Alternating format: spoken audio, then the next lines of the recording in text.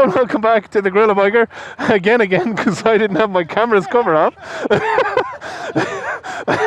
And today we're still with Hatter, and he's letting me ride his Victory Crossroads. It's a 2013 with the 106 to our lunch place, and I'm looking forward to riding it a lot. He's going to ride the CB, so be prepared when we get there to be able to give me what you think of the CB, because I'm going to ask. I am very much looking forward to trying this thing out. Don't worry about it. If it's not turned on, it's okay. I don't need another camera. The people at home don't need another camera. So, get onto this behemoth and lift it up, and I'm good to go. So we are actually currently also riding on the Blue Ridge Parkway, which is possibly the best place in the world to test out bikes. This thing is a land yacht. No, you're fine, man. I won't be long. So we're shortening this because my bike is too teensy. I just want to give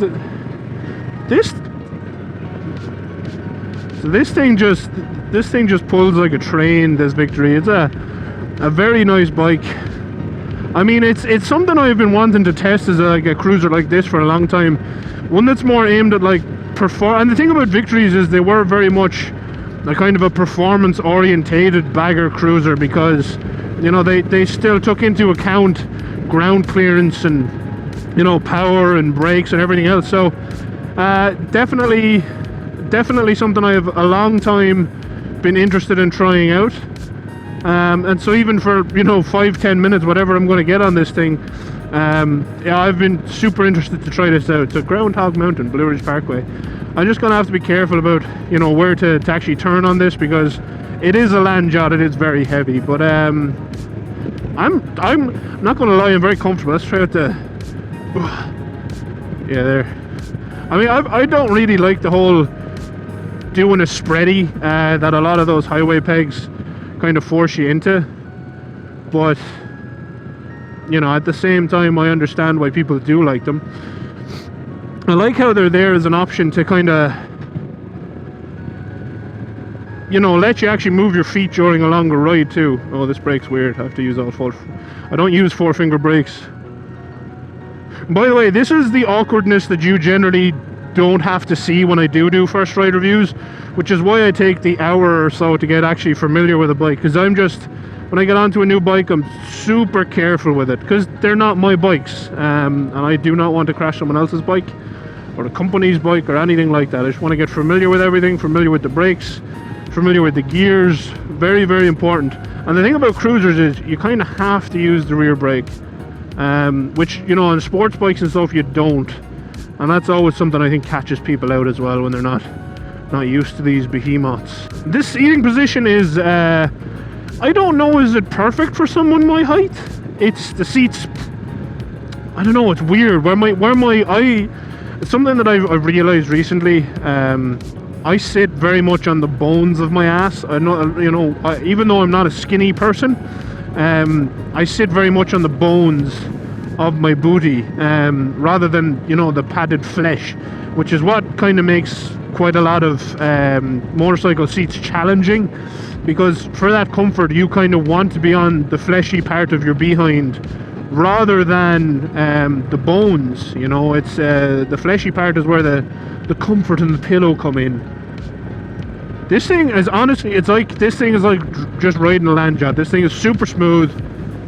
It's absorbing every minor bump on the road, and it's actually quite nice turn-in wise. I'm not going to say it's flickable or anything, because it's not. As Hatter pointed out himself, this thing is super long, so definitely not like a flickable machine, a nice light flickable machine or anything like that, but it is very much comfortable to go into these type of turns anyway. I don't know the switchbacks we went up earlier in the day where I was on the CB. I would imagine they were a hell of a lot more of a challenge for Hatter, whereas for me they were just nice and comfy. But yeah, this thing is just, I can like I've said before when I rode other cruisers, I can understand why people get these things, why people use them over long distances. It is super comfy. The screen definitely is not right for me. I think either a lower or a taller one, and a taller one would look bad, so I wouldn't get a taller one. So I would probably go for less of a screen, because it's hitting me like here and I can just hear it. But it's still, I mean, I'm still super comfy back here. There is no wind hitting my chest whatsoever. It's just it's a breeze to ride this. It really is. We'll turn around in a minute now and head back. I don't know, does this have cruise control? It does have cruise control. Okay, so it has cruise control. It has like he has a charging RAM mount on there. Really not much else you could ask for from a bike that you want to go everywhere on. He has a set of Michelin Commanders on this, which according to Hatter grip a lot better in the wet on something this heavy than they do on my Magna at home. I never liked the Commander 2s on my Magna in the wet. They take too long to warm up, which kind of makes sense if the compound is designed for something this heavy. Definitely would make a difference. But they're gripping just fine on this. Again, not really, I'm not testing it. Oh, okay, this pulls.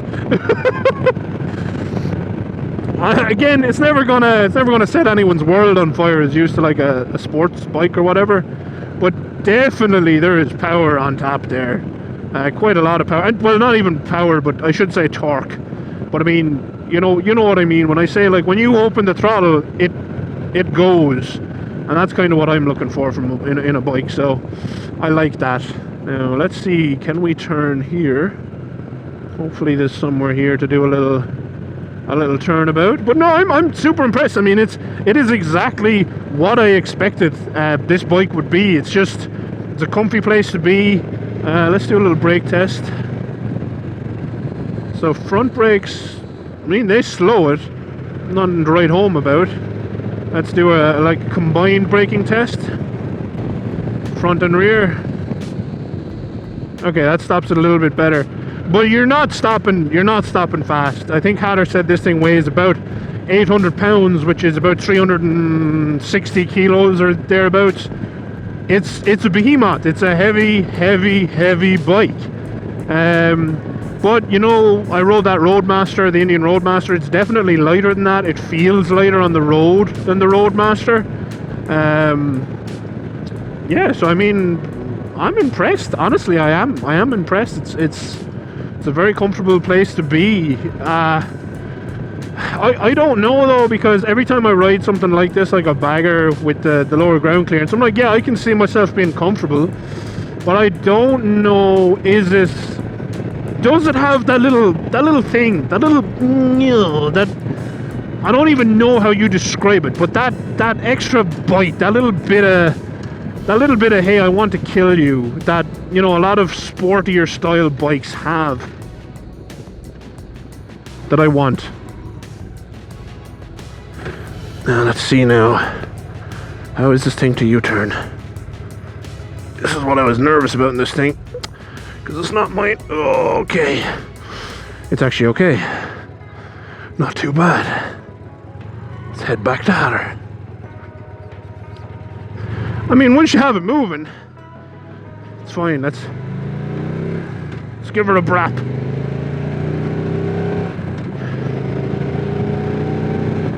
I mean, when you realize that was like a half-hearted 0 to 60, you can kind of appreciate that this bike, it's not slow.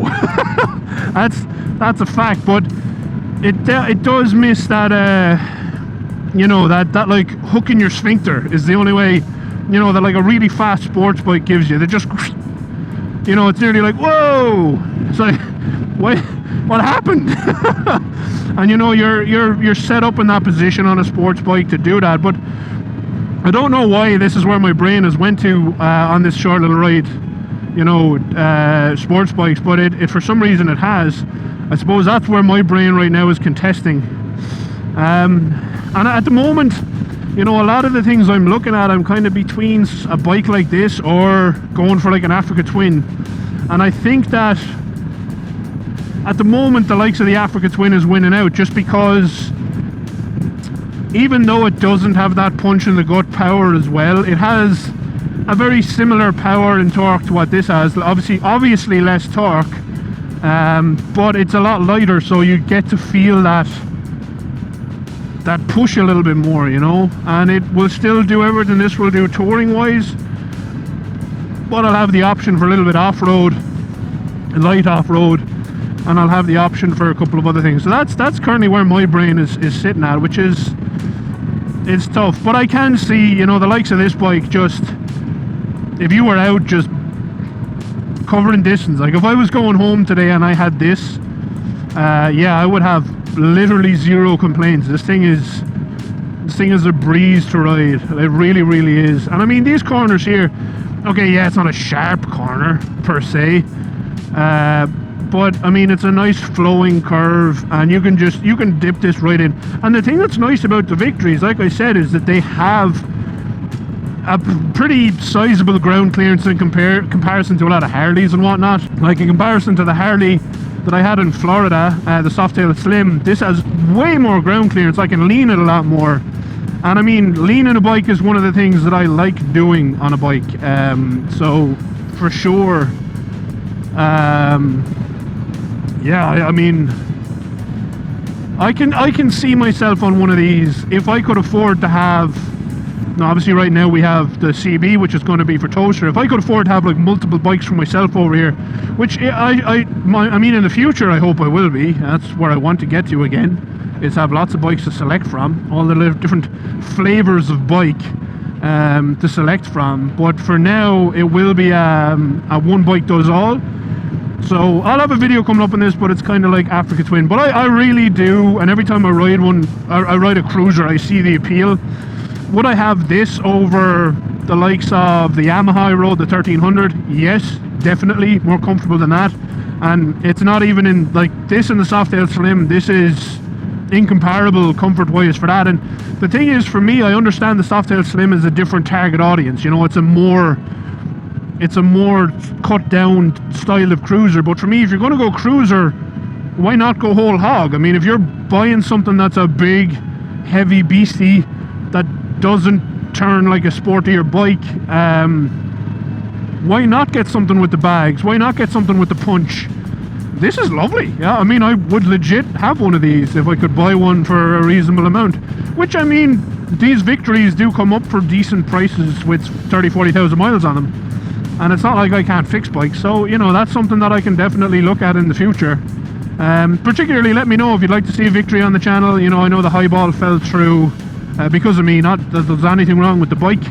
It was just because I couldn't afford it at the time. Other things happened, you know, we had the budget to fly home and whatnot. Like this turn here, I'm doing 45, decent lean, straighten up through the wet, up to 50. It's a breeze to ride, but the thing is, it's basically an automatic. I don't need to change gear. So we're going like this one here now is a little bit of a tighter turn. Let's see how we do here. 50 miles an hour. Lean it in. Power on. Yeah, it's just nice to ride. But I do think you have to be someone who prefers the cruiser life, you know. I do like the cruiser life. I definitely like baggers. I can see the appeal for doing big long distances and whatnot. And I mean, as out of all of the cruisers I have ridden, this is my favorite. Big cruisers I've ridden, this is my favorite. I prefer this over the Chieftain, which I rode. I prefer it over the Roadmaster just because it's that little bit lighter. It's definitely more nimble than the Chieftain, way more nimble than the Roadmaster, which I know is a full dresser, as they say, but too heavy for me. I wouldn't have one. This is a nice level of, you know, compromise.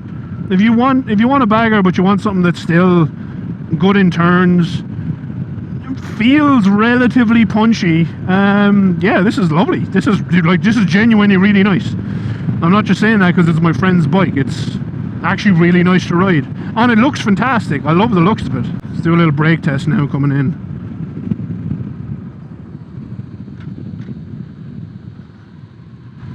We're going to tell them we hate it. We'll say, oh, horrible bike. Horrible bike, I hated it. Yeah, I know you hate cruisers. Your bike sucks. It's terrible. Oh my god. I never want to ride this again, ever. Good. No, it's really nice, really nice. And as I was just saying, like at the end of this video, out of like the Softail Slim, the Chieftain, which I've ridden, the Roadmaster, which I've ridden, I'd have that. Even after just like a quick, whatever that was, 15 minutes, that's nimble. It's actually, it's nice, yeah, like. for being longer than every single bike you just listed there. Huh? For having a longer wheelbase than I think every single bike you just listed there, it's not bad, is it? Yeah, and I mean, the Chieftain is pretty much direct comparison to that, right? No. Different forks, different. I can't lean a Chieftain at all. Well, no, that's what I was saying. I mean, for me, if you were to look at them side by side in a shop, right, and you were to, unaware of prices and whatever else, you have your bags, you have your bags on your Chieftain, you know, you have the window rather than the fairing. They're a comparable motorcycle. Yeah. That's way more flickable. I'm not saying it's flickable. It's a heavy bike. You can tell it's a heavy bike, but it's way more than the Chieftain, which for me is really interesting. And I mean, the brakes on it are fine. You know you're stopping a lot of weight, but they're fine. I need to upgrade them to gaffer. Huh? I need to upgrade them to gaffer rotors, but yeah. Yeah, no, but they're perfectly functional. You know what I mean? They're not. I'm not going to write to any sport racing teams about them like you need to get on these, but they're for the size of the bike, they stop it perfectly fine. Yeah, no, that is a really nice place to be. The windscreen is a little bit weird for someone my height because it's just hit me like here. But that is a beautiful bike. I like it. 4 bolts and it pops right off. Yeah, that would probably be what I would do. Just do it's what I do with a lot of bikes, even with the CBF. You know, I drop the screen down because it's like, well, there's never going to be one tall enough for me. So, just loosen these. Oh, it's a quick release. Okay, very nice, very nice. But yeah, no, thank you very much for letting me. Thank you very much for letting me ride it. Really nice bike. So yeah, if you want to buy this bike. But no, yeah, thank you very much for Hatter to let me have a quick spin on his bike. This is his channel name, once again, Hatter JBK on YouTube and Instagram. Anywhere else? I think it might be my Rever. I can't remember. Rever. No, Rever's still Hatter's Place, like the Discord. So. And a Discord, Hatter's Place. So you can message Hatter on Instagram or whatever. He'll get you an invite link to his Discord. It's all for, you know, bike meetups and whatever else. And yeah, if you watch this video, let me know what you think. Like I said, I don't know, is this something for me right now? Because like what we've been talking about, I think an Africa Twin or something makes more sense. But down the road, I definitely want a bagger. Definitely. And this is what I was saying, you know, like Softail Slim and all that. I don't know why you'd get a Softail Slim. It handles worse than that. It doesn't have bags. It's lower down. It's for straight roads. They cost more. I would just go for something with bags. I don't know. And that's something, maybe people in the comments who are Softail Slim fanatics or something, if you can explain to me, because I think this looks just as good, or is it just that someone wants that fully, like, you know, engine and a frame look? Maybe that's it. But I know if it was me spending the money, I would go for something like this rather than something like that, because you get the bags and they're super functional. Don't get the Victory Vision, they are not super functional. Is the Vision the only ugly Victory? Yeah, that's the ugly one. Oh yeah, no, I don't like that. But yes, anyway. I don't know if they come out, but it's got inserts in the bags, and it takes up like 3/4. You can fit maybe a coffee thermos in there, maybe. I don't know why they put. What were they thinking when they made that thing? I don't know why. Horrible bike. Yeah, that was drugs. I don't know. Well, anyway, once again, thank you to Hatter. Thanks for watching. Thanks as always to all of my patrons, of which Hatter is the original, the one who forced me to set up my Patreon. Literally did force me, by the way. I'm not lying about that. You threatened violence. Beat your ass, yeah. You see? And yeah, until next time, thank you very much for watching. Adios. You know what's happening. Once again, yeah. Oh, every time. Shit. Outro crew. Hatter has another question for you. Which bagger would you get, and why would it be a Victory? Okay, in case that didn't come across in the camera, Hatter asked, which bagger would you get and why would it be a Victory? Yeah, let us know in the comments. Bye, Outro crew. You to put me on the spot. You knew it was going to happen. I didn't know you were going to do it to me twice. Of course. I've seen you do it to people twice, but I thought you liked me. No, I do it to the people I like more.